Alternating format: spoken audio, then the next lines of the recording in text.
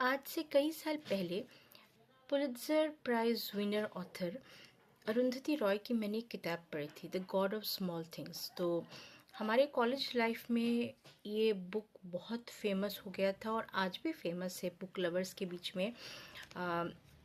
उस समय जब मैंने किताब पढ़ा था, मुझे अरुंधति राय की जो राइटिंग है बहुत अच्छी लगी, लेकिन किताब पढ़ने के बाद ना अच्छा फील नहीं हुआ, क्योंकि मैं बेसिकली डिटेक्टिव नॉवेल्स पढ़ने वाली रीडर हूँ। मेरे हिसाब से हमेशा अच्छे की जीत होती है, सच्चाई की जीत होती है। जो बुरा है उसे पनिशमेंट मिलता है, वो डिटेक्टिव उसे पकड़ लेता है, चोर पुलिस जो भी है। मतलब मेरी कहानी जो मैं पढ़ती हूँ ना, उसमें ऐसा होता है, तब जाके एक फील गुड फैक्टर काम करता है। लेकिन जिस ज़माने में मैंने गॉड ऑफ स्मॉल थिंग्स पढ़ा था, उस समय लाइफ के बहुत सारे एक्सपीरियंसेस मेरे हुए नहीं थे। हाँ, स्कूल कॉलेज लाइफ का ही एक्सपीरियंस था। और आज जब इतने सालों के बाद मैं पीछे मुड़ के देखती हूँ, तब मुझे ये फील होता है कि लाइफ में वाइट ब्लैक कलर ही होगा ऐसा नहीं है, ग्रे कलर भी होता है। और हमेशा जो अच्छाई की सच्चाई की जीत होती है, और एक इंसान या पूरी तरह से अच्छा या पूरी तरह से बुरा ऐसा नहीं होता, हर किसी में ना अच्छाई बुराई का मिक्स होता है। तो अरुंधति रॉय जैसे जो ऑथर्स है, जो मतलब कि रियल लाइफ अपने एक्सपीरियंसेस को इतने मतलब रियल तरीके से बयान करते हैं कि कभी कभी जो रीडर है ना, वो भी थोड़ा सा मतलब हेजिटेंट हो जाता है। मतलब अपने गिरेबान में झांक कर हम कभी कभी सोचने पे मजबूर हो जाते हैं कि इन्होंने कैसे ये सारी बातें, खुद के फीलिंग्स जो हम कभी खुद से भी छुपाते हैं, वो उन्होंने एक्सप्रेस कर दिए। तो कुछ दिनों से मैं देख रही हूँ कि जो बुक रिव्यूअर्स है, जो बुक के क्रिटिक्स है, वो एक बुक बहुत रिकमेंड कर रहे हैं। वो है अरुंधति राय की ये वाली किताब, mother Mary comes to me. अब इस बार बुक फेयर में जब गई, मैं शिलचर बुक फेयर में जब गई मैं, तो मैंने ये किताब खरीदी क्योंकि मैंने बहुत लोगों को, बहुत सारे रिव्यूअर्स को बोलते हुए सुना है कि कोई मतलब ऐसी किताब जो है ना, लिखने के लिए भी एक अलग कैपेसिटी चाहिए। कैपेसिटी इन द सेंस होता है ना कि हिम्मत, जो सच है।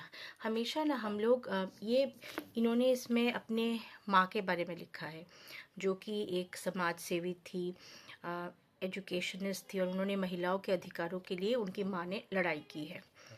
तो लेकिन हम हमारे जो माँ बाप है उनको मतलब देवता के आसन पे रखना चाहते हैं, लेकिन यहाँ पर अरुंधति रॉय ने, जहाँ मैंने अभी तक ये किताब अपने आप नहीं पढ़ा है, बस रिव्यू ही सुना है, उसमें उन्होंने रिव्यूअर्स ने कहा कि उन्होंने अपने माँ का जो रियल इमेज है कि वो कभी कभी क्या होता है ना, जो बड़े लोग होते हैं जैसे कि महात्मा गांधी या और भी जो महान महान लोग होते हैं, कभी कभी अपना जो समाज सेवा के चक्कर में कभी वो मजबूर हो जाते हैं कि वो अपने फैमिली पे उतना ध्यान ना दे, अपने बच्चों पे उतना ध्यान ना दे।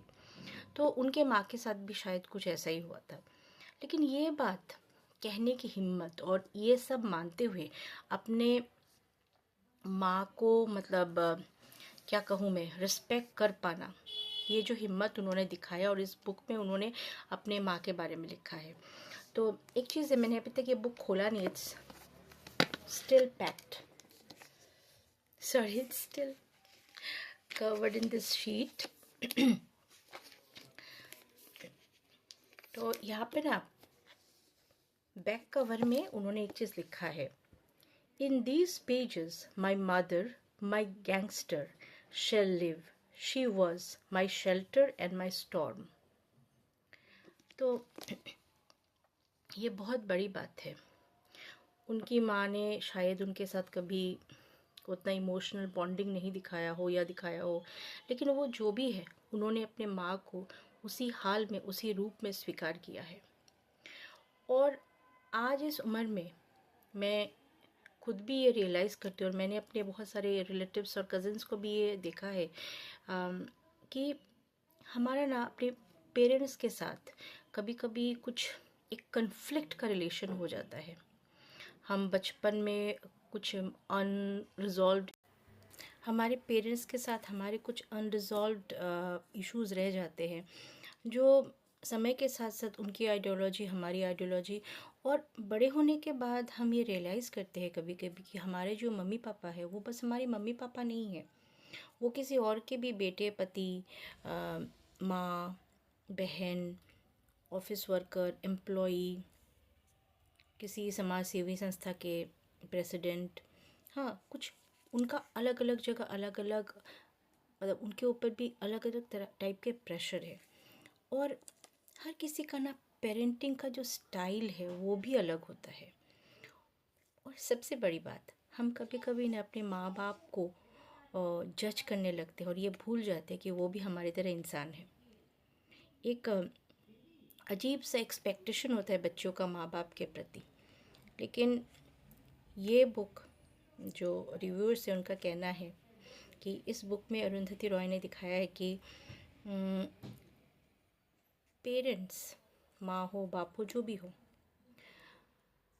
उन्हें हमें as human being after a point of time accept करना चाहिए, तभी हम रियलिटी में उनको रिस्पेक्ट कर पाएंगे।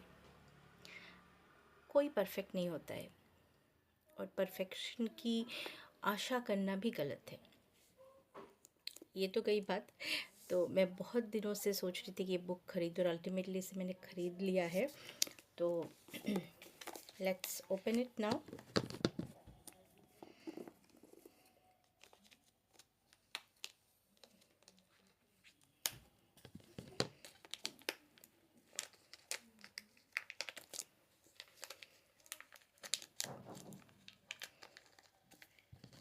बहुत अच्छी पैकिंग है, सावधानी से खोलना पड़ेगा नहीं तो पैकेट काटने के चक्कर में पेजेस ही नहीं काट डालूं।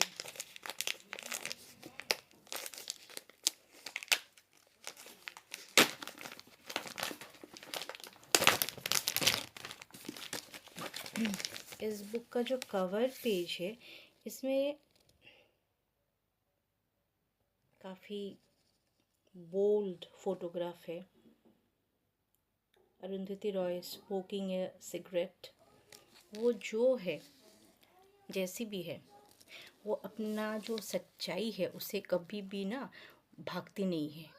आप उन्हें बुरा मानो, अच्छा मानो, उन्हें आप देशद्रोही मानो, कुछ भी मानो, वो जो है सो है, कभी दिखावा नहीं करती। ये बात तो सच है।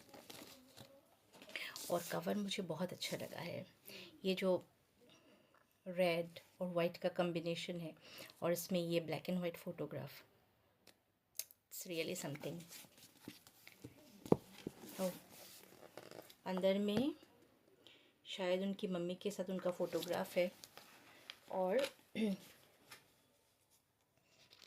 हाँ, उनके मम्मी के साथ उनका फ़ोटोग्राफ है और उनके भाई का भी फ़ोटोग्राफ है।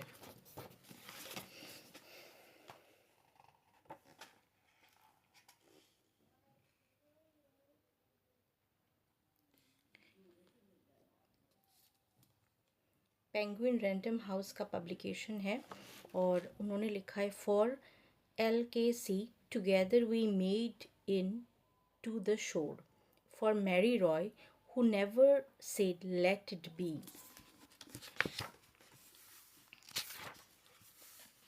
फर्स्ट जो चैप्टर है उसका नाम ही है गैंगस्टर।